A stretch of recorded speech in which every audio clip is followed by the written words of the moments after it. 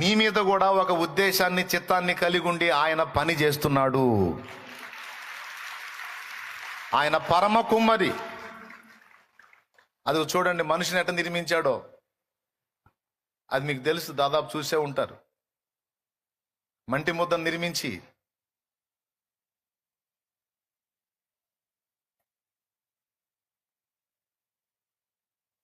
నరుని నాసికారంధ్రములలో జీవవాయువును ఊదగా. అసలు మంచి శిల్పకారుడు యేసయ్యండి, అది జీవవాయువును ఊదుతున్నాడు చూడండి. దేవునికి స్తోత్రం కలుగును గాక. అది పరిస్థితి. సేమ్ అంతే చేశాడు మొదటి మానవుడైన ఆదాముని. చేసి ఊదాడు, మనిషి అయ్యాడు.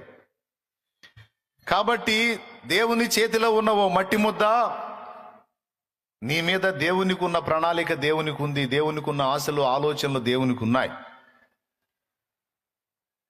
అవి నీలో నెరవేర్చడానికి, వాటిని నీలో రూపుదిద్దడానికి దేవుడు పూనుకున్నాడు. నాలో రూపుదిద్దడానికి దేవుడు పూనుకున్నాడు. లోకంలో ఒక మామూలు మనిషి పని మొదలు పెడితేనే ఒక కొలికి వచ్చిందాకా వదిలిపెట్టడు. అలాంటిది మన మీద దేవుడు పని మొదలు పెట్టాడు. మధ్యలో ఆపుతాడా? ఎట్టి పరిస్థితుల్లో ఆపడం. యాకోబుతో చెప్పాడు, నేను నీతో చెప్పినది నెరవేర్చు వరకు నేను నిన్ను విడవనన్నాడు. దేవునికి స్తోత్రం. ఏమన్నాడు? నేను నీతో చెప్పాను కొన్ని సంగతులు, అవి నెరవేర్చిన దాకా నిన్ను వదలను అన్నాడు. అలాగే మనందరినీ కూడా దేవుడు కొన్ని ఉద్దేశాలతో ఏర్పరచుకున్నాడండి. అందులో ముఖ్యమైనవి రెండు. మొట్టమొదటిది, మనం సంపూర్ణులం కావాలి. రెండవది, మనం అనూనాంగులం కావాలి. ఏ అవయవాలు అంటే, ఆత్మీయ జీవితంలో దేవుడు అనుకున్న కొలతలోకి మనం రీచ్ అవ్వాలి. ఎక్కడ ఏ లోపం ఉండకుండా అన్ని విషయాల్లో మనం పరిపూర్ణత సాధించాలి. మొన్న చెప్పాను, ఆదివారం ఎప్పుడో పిల్లోడిని నిలబెట్టి, వీడు పరిపూర్ణుడా అపరిపూర్ణుడా అని అడిగాను నేను. అందరూ ఒప్పుకున్నారు వాడు అపరిపూర్ణుడే అని. తర్వాత నేను నిలబడి అడిగాను, నేను పరిపూర్ణున్నా అపరిపూర్ణున్నా? నువ్వు పరిపూర్ణుడివే అన్నారు. ఎందుకంటే దేవుడు ఎంత నిర్ణయించాడో ఆ హైట్కి నేను రీచ్ అయ్యాను. ఎంత వెయిట్ నిర్ణయించాడో ఆ వెయిట్కి నేను రీచ్ అయ్యాను. ఇంకా నేను పెరిగేది ఉండదు, ఇంకా హైట్ పెరిగేది ఉండదు. అర్థమైందా? కానీ పిల్లవాడు పెరగాలి, ఇంకా వాడికి అవయవాల ఎదుగుదల రావాలి. కాబట్టి దేవుడు నిర్ణయించినటువంటి హైట్ వెయిట్కి ఒకడు రానప్పుడు వాడు అపరిపూర్ణుడు. ఆ హైట్కి వెయిట్కి ఒకడు వచ్చినప్పుడు వాడు పరిపూర్ణుడు. శారీరకంగా తీసుకున్నా అంతే, ఆత్మీయంగా తీసుకున్నా అంతే. శారీరకంగా మనం పరిపూర్ణులం అవుతాం. ఏం లేదు, రోజు స్నానం చేసుకుంటా, టయానికి అంత ఆహారం తీసుకుంటా, మనకు చేతనైన పని మనం చేసుకుంటా, మనం ముందుకు వెళ్తా ఉంటే ఆటోమేటిక్గా మనకు తెలియకుండానే ఆ పరిపూర్ణత మనలోకి వచ్చేసి కరెక్ట్గా అడుగుండే పిండం 6 అడుగుల మనిషి అవుతాడు. వీడు 6 అడుగుల మనిషి అవడానికి రోజు ఏమన్నా తాళ్ళు కట్టుకొని లాక్కుంటాడా? రోజు కొంచెం సాగలాక్కుంటాడా? ఈ మెడ ఇంత పొడుగు రావాలి, ఈ చేతులు ఇంత పొడుగు రావాలి, ఈ కాళ్ళు ఇంత పొడుగు. అది ఎవడన్నా తాళ్ళు కట్టి లాక్కున్నారా? పోనీ మన అమ్మ ఏమన్నా రోజు తాళ్ళు కట్టి లాగిద్దా? ఏమండి? ఇప్పుడు సట్టి ముక్కోడిని చూసి వాళ్ళమ్మ ఏం వచ్చినా వచ్చింది, కోటేరు లాంటి ముక్కు రావాలని. ఎంత వచ్చినా సరే వాడికి ఫైనల్కి వచ్చాడు ఆ సట్టి ముక్కే తెలియద్ది. ఎందుకంటే అది సిస్టమ్ దేవుడు పెట్టాడు. దేవునికి స్తోత్రం కలుగును గాక.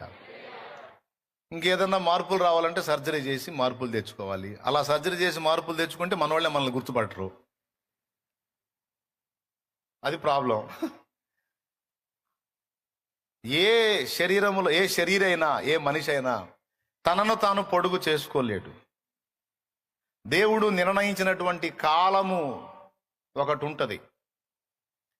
ఆ కాలం దాకా వెయిట్ చేయాల్సిందే. చిన్నపిల్లలకి భలే ఆశ, నాకు మీసాలు ఎప్పుడు వస్తాయో, మా నాన్నలాగా నేను ఎప్పుడు మీసాలు తిప్పుతాను అని వాడు ఆశ. వాడికి ఏం మీసాలు మొలవక ముందే అద్దం దగ్గరికి పోయి తెగ చూసుకుంటూ ఉంటాడు, ఎప్పుడు వస్తారా మీసాలని. దేవునికి అరే పిల్లలు నిజమా కాదా? పిల్లలకు తెలుసు, అరే కరెక్ట్గా చెప్పాడు శాలేమన్నారు. అట్లా ఉండే ఆశలు ఉంటాయి. కానీ వాడేదో ఇట్లా అనుకుంటే మీసాలు రావు. రోజుకు ఒక 10 సార్లు ఇలా అనుకో, నాకు కూడా మీసాలు అని రావు. ఒక ఏజ్ ఉంది, ఒక టైం ఉంది. ఆ టైం వచ్చినప్పుడు వద్దన్నా అవి మొలకెత్తుతాయి, మీసాలు మొలకెత్తి. వీడు గడ్డం చేసుకోలేక చావాలి. అప్పటిదాకేమో నాకు గడ్డం ఎప్పుడు వచ్చింది, నాకు మీసాలు ఎప్పుడు వస్తాయని ఎదురు చూసినోడు ఇక స్టార్ట్ అయినాయి అనుకో, ఇక వాడు రోజు షేవింగ్ చేసుకోలేక చావాలి. ఒక సమయం ఉంటుంది. ఇక్కడ గమనించాల్సిన విషయం ఏంటంటే, దేవుడు మన మీద పని చేస్తున్నాడు. ఇది మొదటి సంగతి. దేవుడు మన పరిపూర్ణతకు ఒక సమయాన్ని కూడా డిసైడ్ చేసి పెట్టాడు.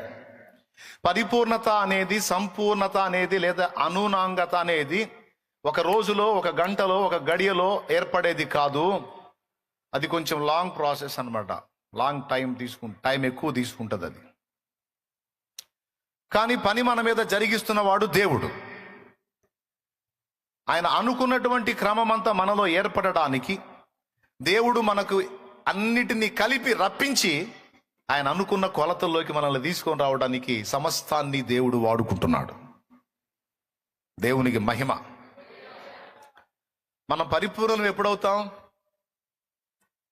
మనం సంపూర్ణం ఎప్పుడవుతాం? మనం అనునాంగులం ఎప్పుడవుతాం?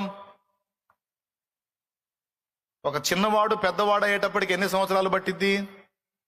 ఏ వయసు నుంచి వాడిని మేజర్ అంటాం మనం? ఏ వయసు నుంచి వాడిని మేజర్ అంటామండి మనం? 21 సంవత్సరం. అంటే వాడు పరిపూర్ణంగా ఎదగదలిసినటువంటి వయసు అంతా వాడికి వచ్చి వాడు పూర్తిగా అన్ని విషయాలు రూపుదిద్దుకునేటప్పటికీ మొదటి దినం నుంచి 21 సంవత్సరం కాలం పట్టింది. ఈ 21 సంవత్సర కాలంలో వాడికి తెలియకుండానే వాడి శరీరంలో ఎన్నో మార్పులు వచ్చేసాయి. వాడికి తెలియకుండానే వాడు పరిపూర్ణతను పొందేశాడు. ఇక్కడ గమనించాల్సింది ఏంటంటే, మనందరినీ కూడా దేవుడు అనుకున్న పరిపూర్ణతలోకి దేవుడు తీసుకొస్తాడు. తీసుకురావడానికి 3 విషయాలు దేవుడు పరిగణలోకి తీసుకొని నడిపిస్తూ ఉంటాడు. 3 విషయాలు. వాటిలో మొట్టమొదటిది విశ్వాస పరీక్ష, రెండవది ఓర్పు. అర్థమైందా? మూడవది కాలం. మొదటిది విశ్వాస పరీక్ష, రెండవది ఓర్పు, మూడవది కాలం.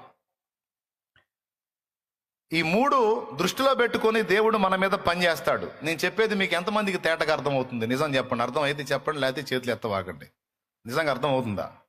దేవునికి స్తోత్రం. అర్థమైన వాళ్ళు గట్టిగా స్తోత్రం చెప్పండి. ఇప్పుడు అర్థం కాని వాళ్ళు చెప్పండి. ఈ మాట బాగా అర్థమైనట్టుంది, ఎవరు చెప్పలా? సరే, సంతోషం. జాగ్రత్తగా వినండి. ఆయన అనుకున్న ఆ పరిపూర్ణతలోనికి మనల్ని తీసుకొని రావడానికి దేవుడు 3 దృష్టిలో పెట్టుకొని పని చేస్తున్నాడు. ఒకటి,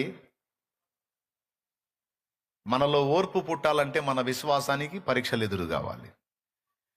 అసలు విశ్వాసానికి పరీక్షలు ఎదురై మనలో ఓర్పును ఎట్ట పుట్టిస్తాయో సింపుల్. అబ్రహాం లైఫ్ని తీసుకోండి, మోషే లైఫ్ని తీసుకోండి. ఇవన్నీ మీకు ఆల్రెడీ తెలిసిన విషయాలు కాబట్టి గుర్తు చేస్తున్నాను నేను. అబ్రహాము దాదాపు 75 సంవత్సరాల ప్రాయములో ఉన్నప్పుడు దేవుడు అబ్రహాముకి ప్రామిస్ చేశాడు, విశ్వాసం ఉంచు, నేను నీకు కుమారుణ్ణి ఇస్తాను, ఒక కుమారుణ్ణి కాదు, నీకు విస్తారమైన సంతానాన్ని ఇస్తాను, నీ సంతానము వలన భూలోకములోని సమస్త వంశములు ఆశీర్వదించబడతాయని దేవుడు మాట్లాడాడు. బాగుంది. ఎంత వయసులో మాట్లాడాడయా? 75 ఏళ్ల ప్రాయం. ఆయన భార్య శారాకి 65, ఆయనకి 75. ఇలా మాట్లాడిన దేవుడు మరుసటి సంవత్సరమో, ఆ మరుసటి సంవత్సరమో, ఆ 3వ సంవత్సరమో, ఆ 4వ సంవత్సరమో ఇవ్వలా. సంతానాన్ని ఇచ్చేటప్పటికి 25 సంవత్సరాల కాలం పట్టింది. ఎన్ని సంవత్సరాల కాలం పట్టింది అంటే, ఇప్పుడు అబ్రహాం విశ్వాసం ఎంత పరీక్షకు గురైంది, ఎన్ని సంవత్సరాలు పరీక్షకు గురైందంటే 25 ఏళ్ళు.